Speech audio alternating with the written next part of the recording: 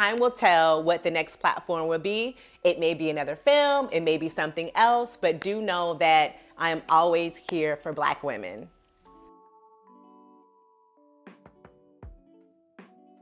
Hey, I am Renae Bluitt, the creator and executive producer of She Did That, and this is another Sheen exclusive. An executive producer is the person who goes out and gathers the funds, the coins to bring the stories to life, to bring the ideas to life, and the film to life.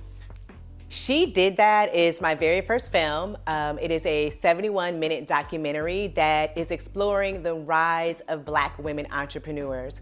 We've heard all of the stats. Black women are building businesses in this country 10 times the national average, but I wanted to go deeper into how we're doing it, how we're building these brands and legacies. And I wanted to show an honest look at some of the obstacles that we face as Black women, as well as some of the opportunities that are available to us as Black women. I never knew what the shelf life, so to speak, would be on it. We started sharing the sneak peek in 2017. This is almost 3 years later, and I'm still getting requests for screening events. And so it's beautiful to see that these stories are timeless, and that they continue to resonate with women across the country. Going to Ghana, it hit me that, wow, 99% of the population here is Black. So they are not coming into this with the same baggage, if you will, that we would come into something as African Americans.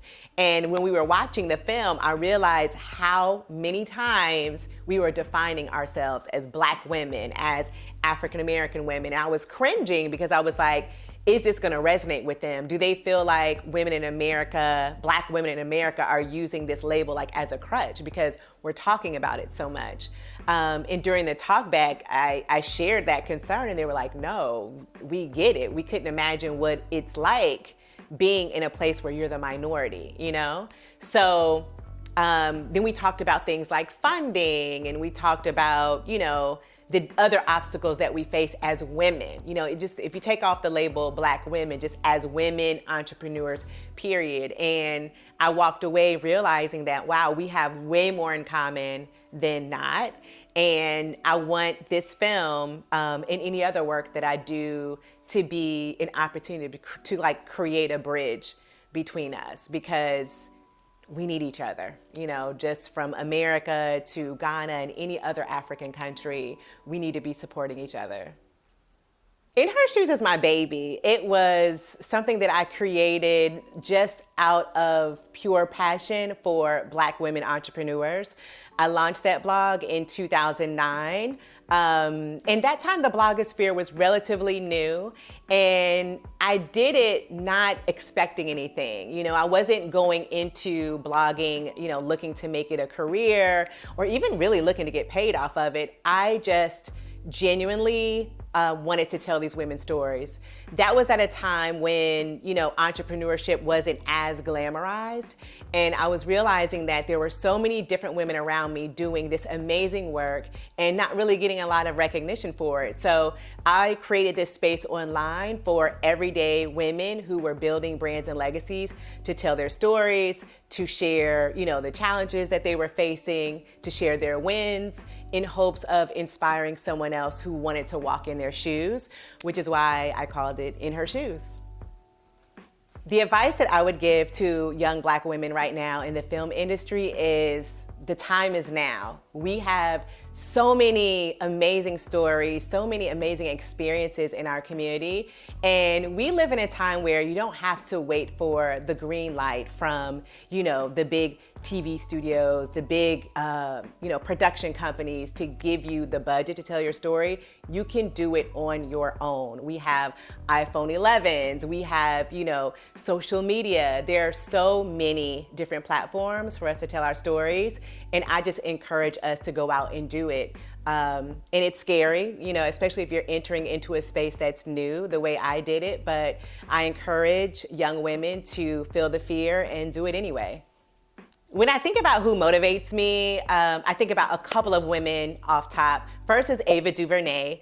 We have similar paths. She was a PR strategist before she started doing filmmaking, and so was I. And you know, just that alone makes me inspired by her work. She's always pushing to tell the truth. She tells stories that are hard to tell, but she does it beautifully, and she does it in a way that, you know, as a filmmaker, I can respect it, but also as someone who's just watching, you know, you're pulled into her storytelling and her style. So she's first and foremost. But then also Oprah. I mean, Oprah to me is the epitome of what I would call like a fly female entrepreneur. She reinvents herself over and over and over again. And she's shown us that we could be multi-passionate, multi-dimensional, and super successful. And she's living life on her own terms. And I have nothing but love and respect for that. In terms of what's next for me, I want to continue telling stories. I want to continue telling stories of Black women entrepreneurs. I am not married to a particular platform because I've been telling our stories throughout my career. From doing PR, I was telling the stories of my clients. Through the blog, I was telling stories. Through the film. So right now, I am just a storyteller, and time will tell what the next platform will be. It may be another film, it may be something else, but do know that I am always here for Black women. Thank you so much for tuning in to this episode of Sheen Exclusives. To check out more of my work, you can visit shedidthatfilm.com or renaebluitt.com.